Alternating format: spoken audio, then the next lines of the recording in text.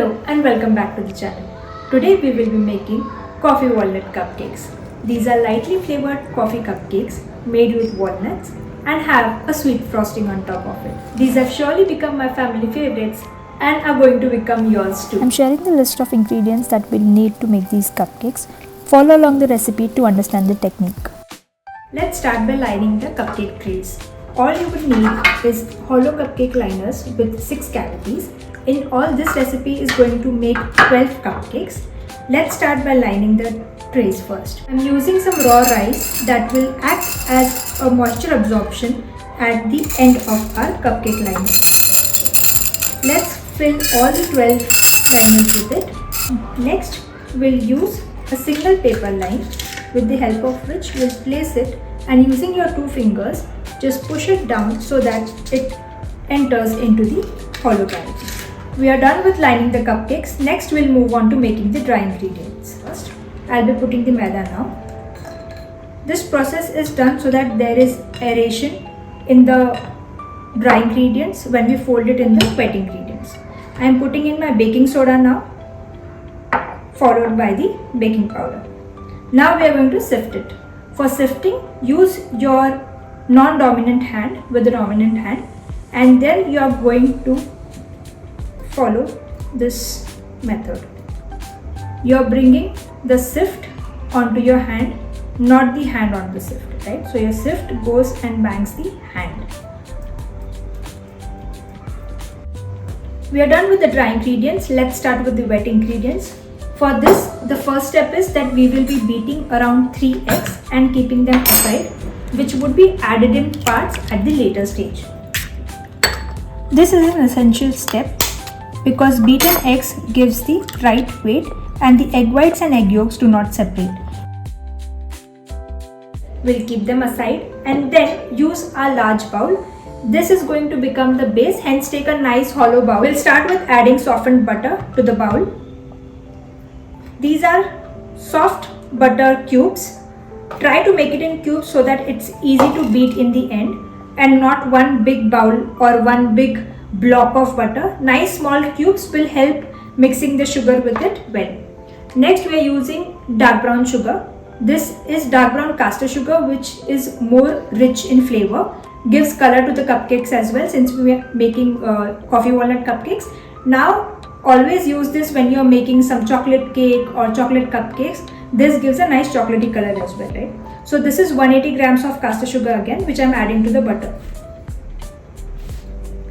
Next, we will be using a hand beater to mix it all together. We are using a hand blender. This is a Philips hand blender that I am using. You can use any one. Start at speed 1. And go slow in 1 minute.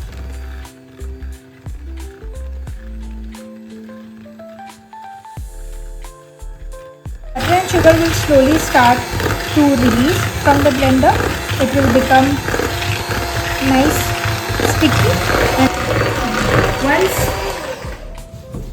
this is done, let's start adding the beaten eggs now. We will not add all the eggs at one go. It is going to be a slow process because we want to incorporate the eggs into the batter really well. So do it slow. This method should not be rushed. So slowly from the sides, start pouring the eggs. I'm just putting 1/4 for now. Then again we are going to use our blender and start blending it.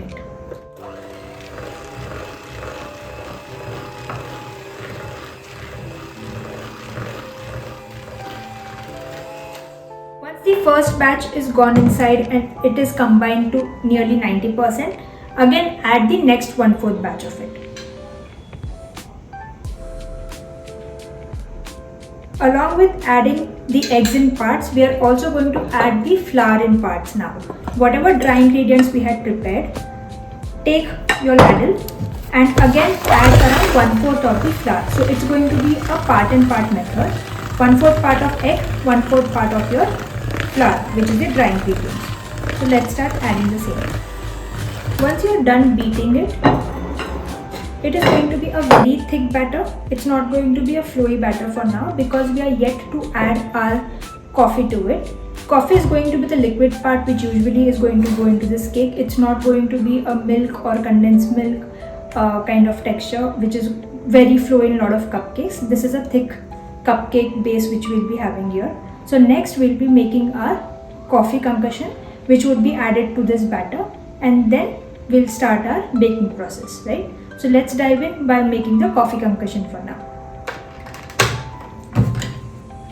So this is the thickness that you will be seeing for now before adding the coffee. So it's not at all flowy, as you can see. Making the coffee concussion, for that you will need hot water and any instant coffee. So I am using dark coffee here. It's an instant coffee. You can use hazelnut flavor, any other you want to. So we'll just add coffee to a bowl here. This is hot water, not boiling water. Make it just around 2 tablespoons. We're going to let this cool for 10 minutes and then add it to the cake batter.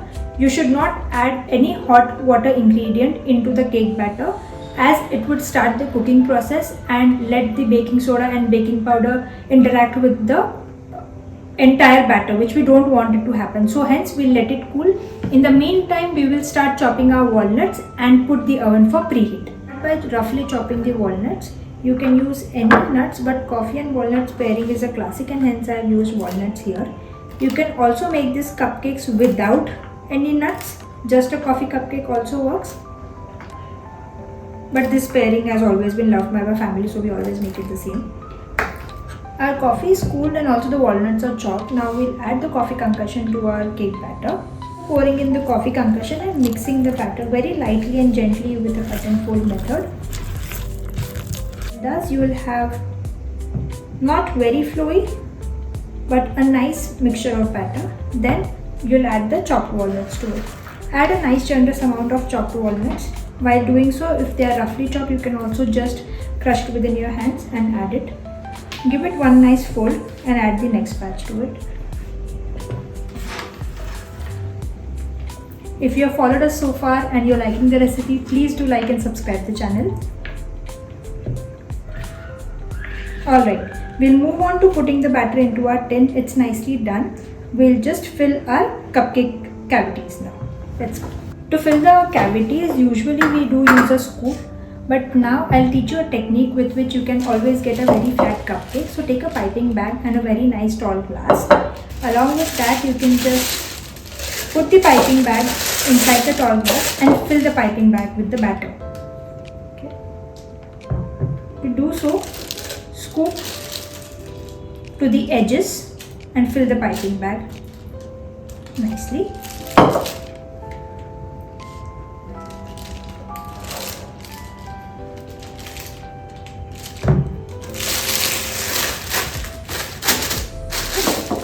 Bring it up, twist it, and then just roll it like this. The batter will automatically come down.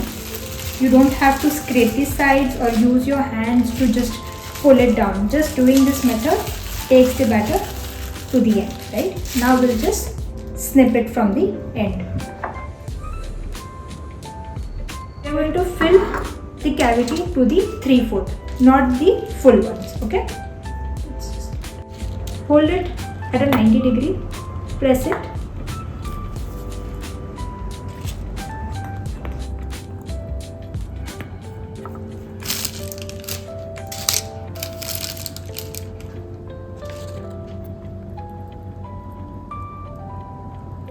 Once the cupcake cavities are filled to 3/4, we'll use a skewer and give it a nice swirl so that it's evenly distributed and you get a flat cupcake while baking.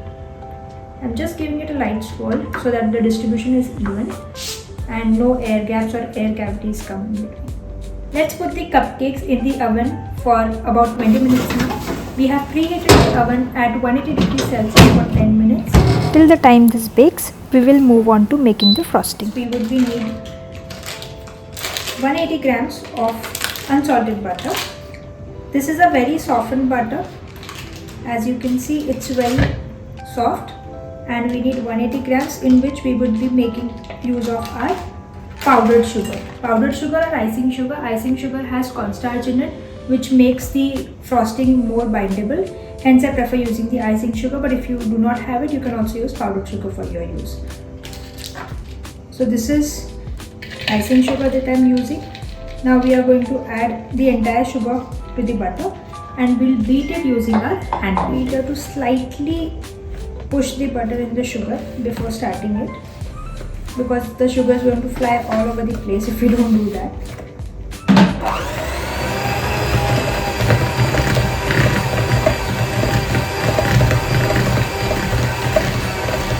First it will turn crumbly and then it would start taking the shape and mix together very well. Once you arrive at this stage, then we'll add the coffee conversion that we had made earlier. We had added half parts of it. We'll use some of it again. Now this is optional. The darker you want your frosting to be, you can use it as per your taste. Here I am adding around 1 tablespoon.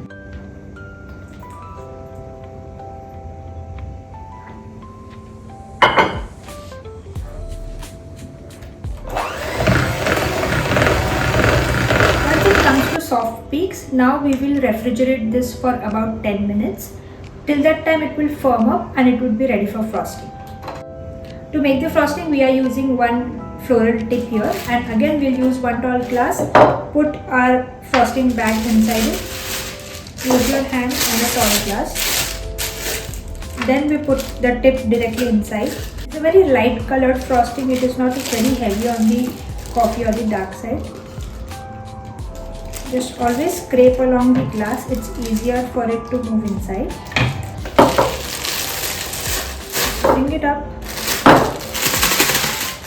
hold it nicely. Now this is the part where we'll snip the tip of the piping bag here. That's it. Comes down like this and it's ready, and we can keep it inside the fridge for up to 15 minutes. After about 20 minutes, the cupcakes would be baked. These are nicely flat right now. We are going to insert a skewer. If it comes out clean, it's done.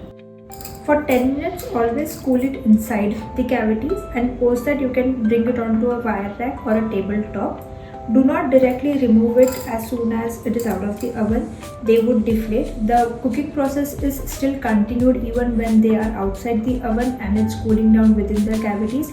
So make sure to keep it inside for 10 to 15 minutes and then you can pull it out. After the cupcakes are completely cool, we'll start with the frosting.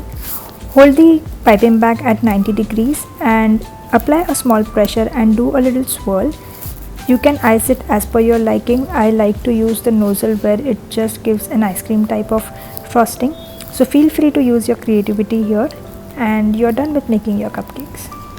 Well, you've made yourself a very delicious set of coffee walnut cupcakes. Feel free to adjust the level of coffee as per your liking, and let me know in the comment section if you have ever tried this flavoring and would love to do so in the future. Do subscribe to our channel and stay tuned for more baking recipes. Thank you.